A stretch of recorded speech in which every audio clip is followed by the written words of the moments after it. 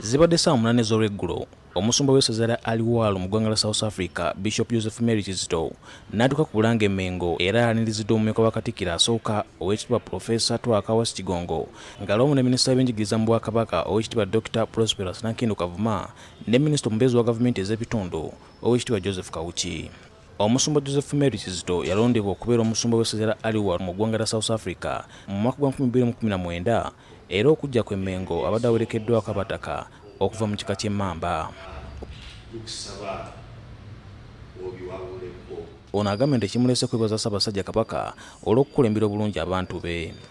Nzize wano Obuganda kubwebaza emirimu gye batukolera naffe bwe tubeera mu mawanga eri tufuna ekitiibwa tufuna essanyu nga tulaba Buganda etambula.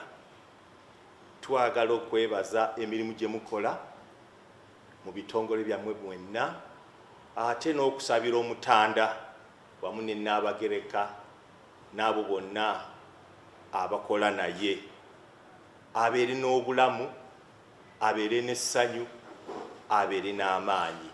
Agambye nti agenda kufuuka olutindo olugatta bannayuganda bali mu ggwanga lya South Africa n'Obwakabaka.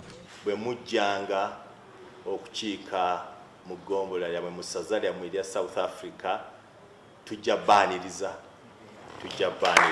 Omumyuka wa Katikkiro asooka Oweekitiibwa Profesa Twakawasi Kigongo yeebazizza Omusumba Joseph Kizito olw'okwagala gy'ava n'akakasa nti Obwakabaka bwetegefu okulagaana ne bannaddiini ab'enjawulo okulaba nga bakulaakulanya abantu ba Buganda. Ssaabasajja Kabaka ekyaluubirira kwe kulabanga nti abantu be bali mu mbeera nnungi mu byobulamu nga bw'oyogedde minisita atwala ebyobulamu era ye kafubeefube gwaliko wiiki eno tubadde mu kugema bantu COVID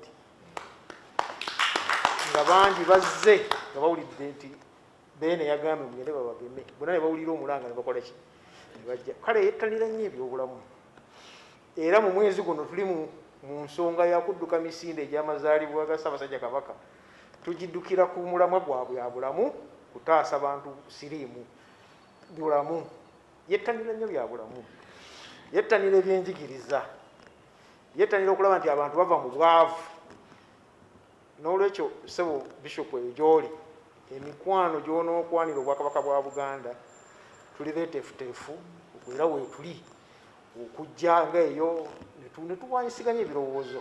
Paul Siano Mukiibi, BBSKATI Ageesigika.